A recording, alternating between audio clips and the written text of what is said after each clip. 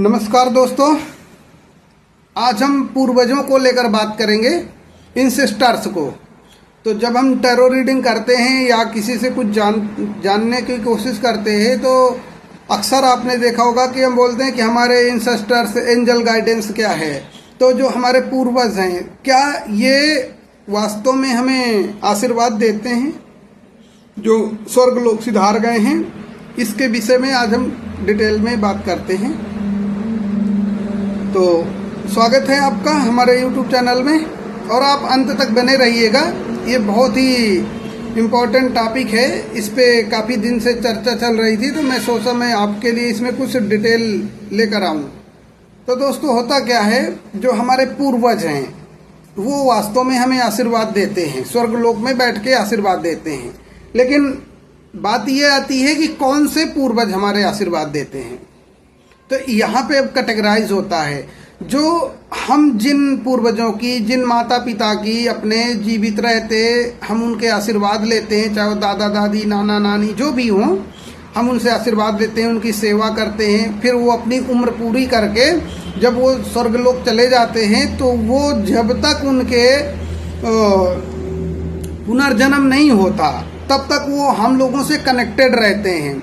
और हिंदू धर्म में जो मान्यता है कि जैसे हम लोग अपने पूर्वजों को जल देते हैं, पितृपक्ष आता है 15 दिन का, तो ये पितृपक्ष इसीलिए आया है कि जो हमारे पूर्वज हैं वो धरती में आते हैं उन 15 दिनों में, पितृपक्ष में, और हम उन्हें जल देते हैं और गया करके फिर उनको पुनर्जन्म की व्यवस्था भी होती है। तो जो हमारे पूर्वज हैं वो हम आशीर्वाद देते हैं, हमारे अच्छे कामों को देखकर प्रसन्न होते हैं, हमारे बुरे कर्मों को देखकर दुखी होते हैं।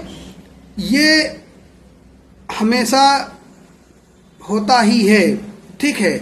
लेकिन कुछ जो आत्माएं होती हैं, जो कुछ हमारे पूर्वज होते हैं, वो हमारे लिए नुकसान भी करते हैं। वो कैसे करते हैं?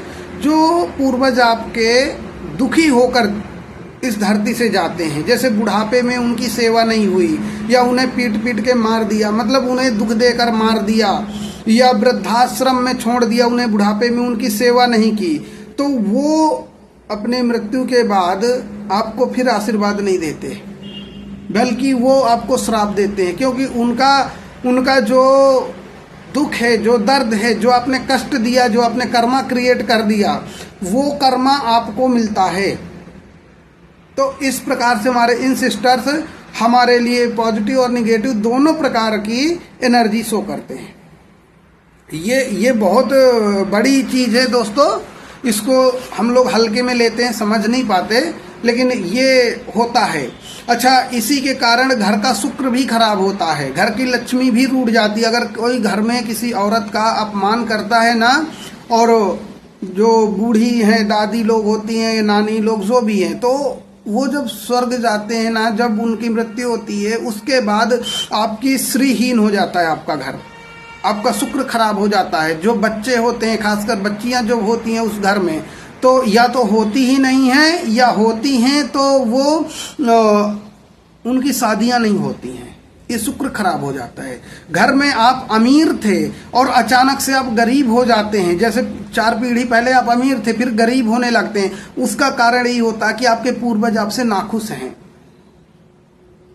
तो ऐसी स्थिति कमोबेश आती ही आती है लोगों के, जिन लोग को खानदान अपना पता है। अब जो सिटी में रहने लगते हैं उनको तो अपनी पीढ़ियों का ज्ञान नहीं रहता, लेकिन जो गांव में रहते हैं उनको तो पीढ़ियों का ज्ञान रहता है। और आप अपने आसपास के लोगों में आप देखिएगा कभी कि कोई 2-3 पीढ़ी पहले बहुत अमीर रहा होगा, फिर वो एकदम से गरीब होता चला जाएगा, गरीब होता चला जाएगा, तो वहाँ पे आप देखिए कि उनके पूर्वज रूठे हुए होंगे। बहुत से लोग क्या करते हैं कि अपने पूर्वजों का पिंडदान नहीं करते।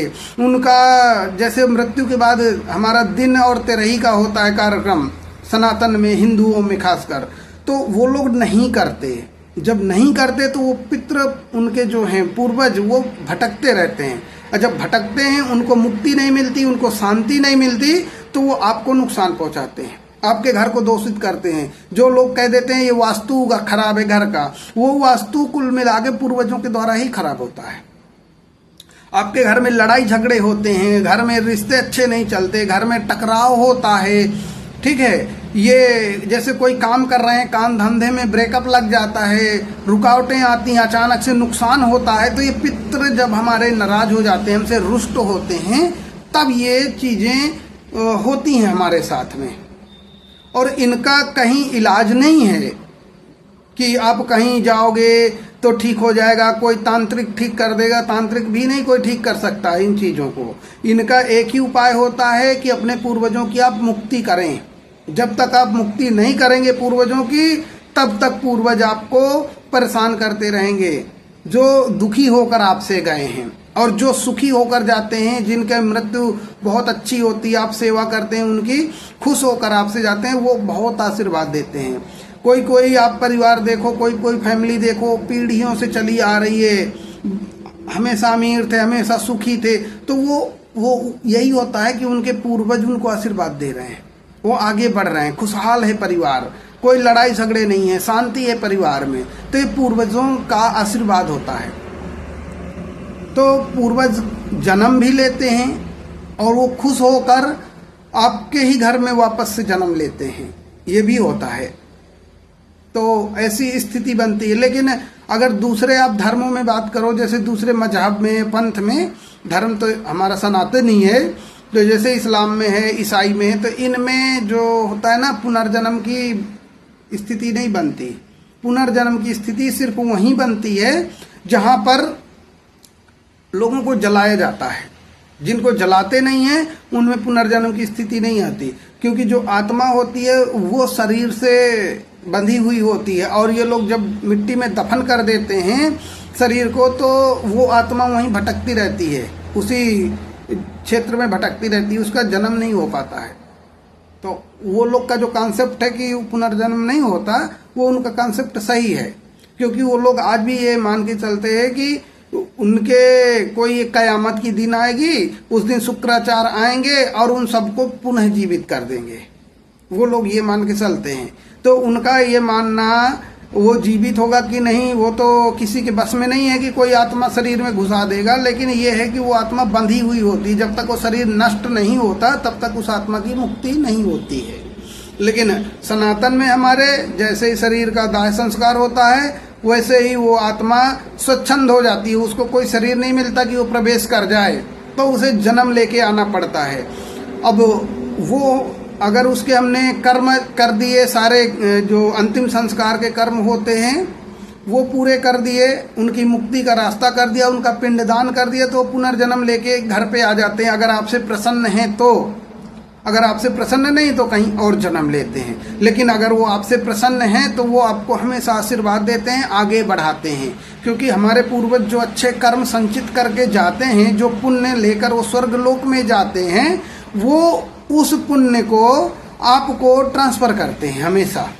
तो धरती लोक में अपनी संतानों को, अपने कुल को आगे बढ़ाने के लिए वो अपना आशीर्वाद देते रहते हैं, और उनका क्योंकि नाम चलता है पूर्वजों का, इसलिए ये स्थिति ऐसे बनती है।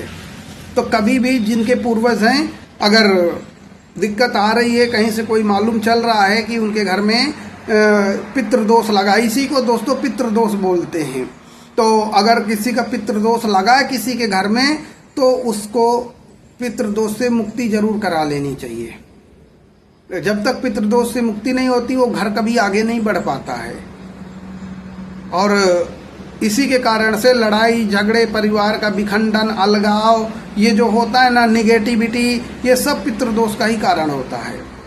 अब हजार जगह अपनी काउंसलिंग करा लो, चाहे कितना भी साइकियाट्रिस्ट को दिखा लो, ठीक है ना, जो मनोवैज्ञानिक होते हैं उनको दिखाओ, चाहे कहीं भी चले जाओ, कितना इलाज कराओ, वो चीज़ें ठीक नहीं होती। जो मानसिक रूप से दिक्कतें करती हैं, घर में जो लड़ाई झगड़े होते हैं, उसका कोई इलाज नहीं होता, कितना कुछ भी करो। उसका एक ही इलाज है, पितरों को अपने शांति करो। तो ये लगभग होता ही है मैक्सिमम लोगों के यहाँ, कि लोग ज़्यादा से ज़्यादा लोग क्या करेंगे, अंतिम संस्कार कर दिया, उनकी दिनचर्या करके फुर्सत हो गए, उनका गया नहीं करते। गया नहीं करने से क्या होता है ना, हर इंसान के अपने अपने कर्म होते हैं। किसी के कर्म मान लो बिगड़े हुए हैं तो उसको मुक्ति नहीं मिलती, लेकिन अगर आप गया पिंड दान करते हैं तो फिर आपको पूर्वजों की मुक्ति हो जाती है। या वो मुक्त होने के बाद जैसे जन्म नहीं ले पा रहे हैं या जन्म नहीं ले रहे हैं, उनके पुण्य संचित हैं, तो वो तब तक आपको आशीर्वाद देते ही हैं। तो इस प्रकार से आपके पूर्वज आपको आशीर्वाद देते हैं और गड़बड़ होने पे नुकसान भी करते हैं। तो ये एक इम्पॉर्टेंट टॉपिक था, मुझे लगा आपसे डिस्कस करना सही है, क्योंकि काफ़ी लोगों के घरों में समस्याएं रहती है, मानसिक रूप से दिक्कतें बनी रहती हैं, परिवार में लड़ाई झगड़े होते हैं, तो ये पितृदोष का कारण बनता है। और ये पितृदोष पूर्वजों के कारण ही आता है। तो पूर्वजों की, अपने पुरखों की सेवा करो, जो जीवित हैं उनकी खूब सेवा करो, माँ बाप की, दादा दादी, नाना नानी जो भी हैं सबकी सेवा करो। जितना सेवा करोगे उतना वो आशीर्वाद देंगे। और माता पिता का आशीर्वाद, पूर्वजों का आशीर्वाद कटता नहीं है, एक ना एक दिन फलित होता है। और पूर्वजों की थोड़ी सेवा करोगे ना, वो आशीर्वाद आपको देंगे ही देंगे। तो हमेशा ये चीज़ ध्यान रखो कि अपने पूर्वजों को प्रसन्न रखना है। अगर पूर्वज आपके प्रसन्न है तो आपके जीवन का बहुत बड़ा जो कंटक है, जो कांटा है, जो रुकावट है, वो दूर होता है और आप हमेशा खुशहाल रहते हैं। धन्यवाद। कैसा लगा वीडियो ज़रूर आप लोग बताइएगा कमेंट करके। Thank you.